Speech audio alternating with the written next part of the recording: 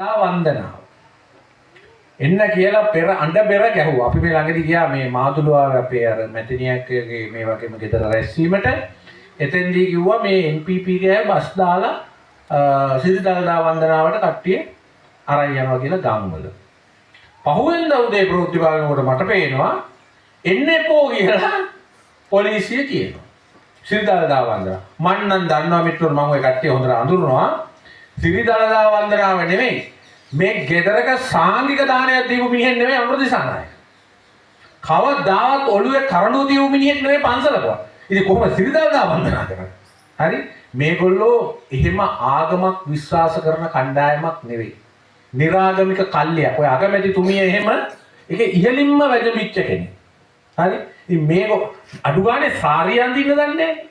ජාතික උත්සවයකට ජාතික වැඩසටහනකට රටේ සාරිය අඳගෙන යන්න දන්නේ නැති කෙනෙක්.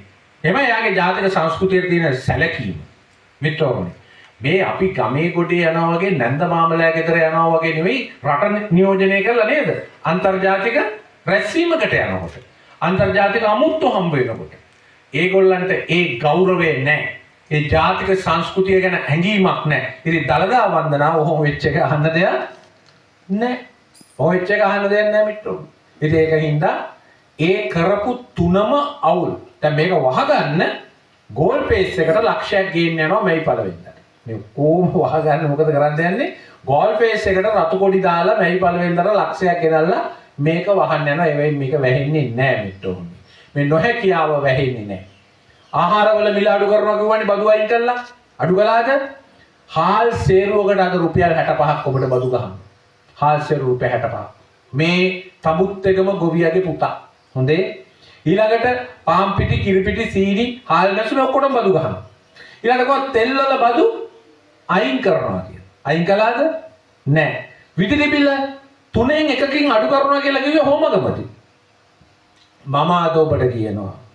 පහුගියදා වොෂින්ටන් නගරයට ගිය ආණ්ඩු දිසානායක මහත්තයාගේ නියෝජිතයෝ ජාත්‍යන්තර මූල්‍ය ආරමුදල හම්බ වෙන්න නිවේදනය දාලා තියෙනවා. අපේ මහත්තයාත් ඉන්නවා.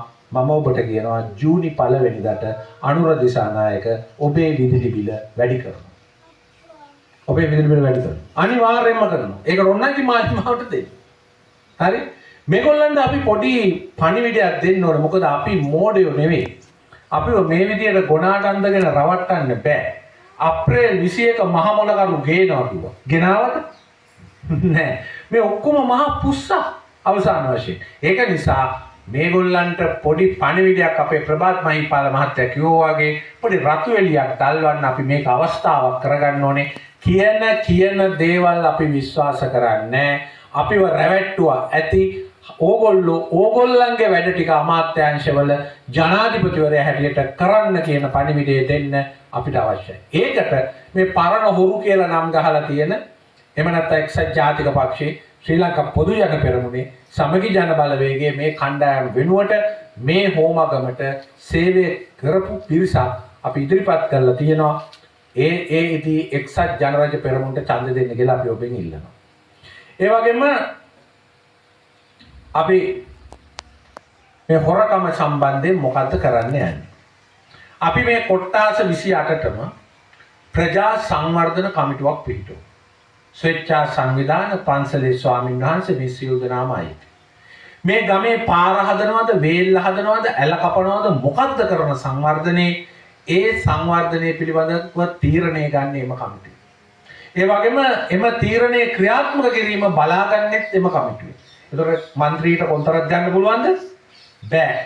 හොරකම නතර වෙනවා. ඊළඟට ප්‍රාදේශීය සභාවෙන් බලපත්‍ර නිකුත් කරනවා. ගෙවල් වල ප්ලෑන් අනුමත කරගන්න මේ ඔක්කොම වැඩ අපි ඔන්ලයින් ක්‍රමයට ඔබේ දුරකථනය හරහා කරන්න අපි කටයුතු කරනවා. ඕක අලුත් යන්නේ මම නාගරික සංවර්ධන අධිකාරියේ ඉන්න කාලේ මම වර්ගාඩි 4000කට වඩා ලොකු ගෙවල් ඔක්කොගෙම බලය අරගෙන නාගරික සංවර්ධන අධිකාරියට සති දෙකකින් අපි ඔන්ලයින් මගෙන් අනුමැතිය දුන්නා. ඔකට සභාපතිතුමාලා හරියට මාත් එක තරහ වුණා.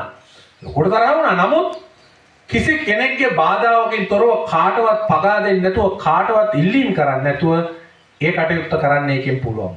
අපි බලාපොරොත්තු වෙනවා මේ ප්‍රාදේශ සභාවේ තියෙන ප්‍රධානම බලයක් වෙච්ච මේ බලපත්‍ර නිකුත් කිරිල්ල ඔන්ලයින් ක්‍රමයට අනුක්‍රමයෙන් වසරක් ඇතුළත පත් කරන්න අපිට බලය ලැබුණා.